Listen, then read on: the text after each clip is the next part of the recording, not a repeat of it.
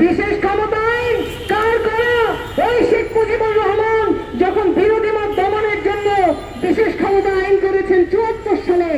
আজকে শেখ মুজিবুর রহমানের কোন চিহ্ন দেশে রাখবেন না, খুব ভালো কথা। সবকিছু আরাম, কিন্তু বিশেষ ক্ষমতা আইন আরাম।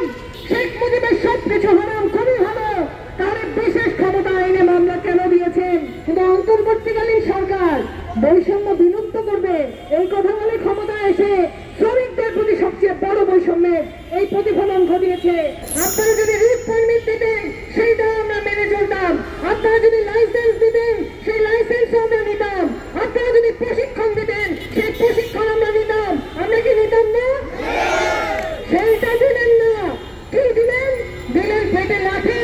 ৩,০০০ মানুষের পেটে লাঠি দিলেন। তারপরে যখন সেটার প্রতিবাদ করতে গেলেন সংগ্রাম পরিষদের আহ্বায়ক আল কাদেরী জয় সহ সেখানকার নেতৃবৃন্দ, তাদেরকে দিলেন বিশেষ ক্ষমতা আইনে মামলা। বিশেষ ক্ষমতা আইন কার করা? ওই শেখ মুজিবুর রহমান যখন বিরোধী মত দমনের জন্য বিশেষ ক্ষমতা আইন করেছেন ৭৪ সালে। আজকে শেখ মুজিবুর রহমানের কোন চিহ্ন দেশে রাখবেন না, খুব ভালো কথা। সবকিছু আরাম, কিন্তু বিশেষ ক্ষমতা আইন আরাম। শেখ মুজিবের সবকিছু হারাম, খুবই ভালো। তাহলে বিশেষ ক্ষমতা আইনে মামলা কেন দিয়েছেন? বিশেষ ক্ষমতা আইন তো শেখ মুজিবের করা আইন, অর্থাৎ বিরোধী মত দমনের জন্য, শ্রমিকদের মতামত দমনের জন্য, আন্দোলন দমনের জন্য তারা কালা কামানও ব্যবহার করবেন। কিন্তু আজকে শ্রমিকদের যখন একটা ন্যায়সঙ্গত আন্দোলন, সেই আন্দোলনের ভাষা তারা শুনবেন না। শেখ হাসিনাও শোনেন নাই, ডক্টর ইউনূসও শুনছেন না। অর্থাৎ শ্রমিকের বিষয়টা হচ্ছে ফোর্থ সাবজেক্ট। শ্রমিকের জন্য তাদের কথা শোনার সময় নাই।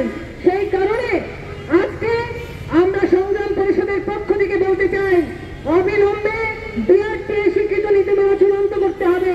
কোন কোম্পানির লবিং তদবিরে, কোন প্রশাসকের চক্রান্তে কোন কোম্পানিকে ব্যবসা করতে দেওয়া হবে না। আমাদের শ্রমিকদের ডিজাইন মডিফিকেশনের সুযোগ দিতে হবে, আমাদেরকে আমাদের গাড়িগুলির ডিজাইন পরিবর্তন করার সুযোগ দিতে হবে।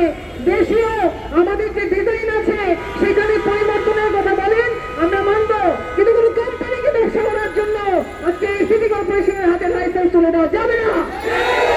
বিআরটিএর লাইসেন্স দিতে হবে, ডিজাইন দিতে হবে, রেজিস্ট্রেশন দিতে হবে, প্রশিক্ষণ দিতে হবে।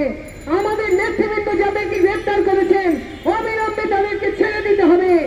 আমরা শেখ হাসিনার আমলেও গ্রেপ্তার হয়েছি, আমরা শেখ হাসিনার আমলেও মামলা খেয়েছি, পুলিশের লাঠির বাড়ি, ওগুলি আমাদের চেনা আছে। কিন্তু অন্তর্বর্তীকালীন সরকার বৈষম্য বিলুপ্ত করবে এই কথা বলে ক্ষমতায় এসে শ্রমিকদের প্রতি সবচেয়ে বড় বৈষম্যের এই প্রতিফলন ঘটিয়েছে। আজকে চট্টগ্রামের নেতৃবৃন্দকে গ্রেপ্তার করেছে, নারায়ণগঞ্জের নেতাদেরকে গ্রেপ্তার করেছে। অর্থাৎ শ্রমিক আন্দোলনের প্রতি হাসিনার যে দৃষ্টিভঙ্গি ছিল, ইউনূস সাহেবের দৃষ্টিভঙ্গির মধ্যে কোনো পার্থক্য নাই।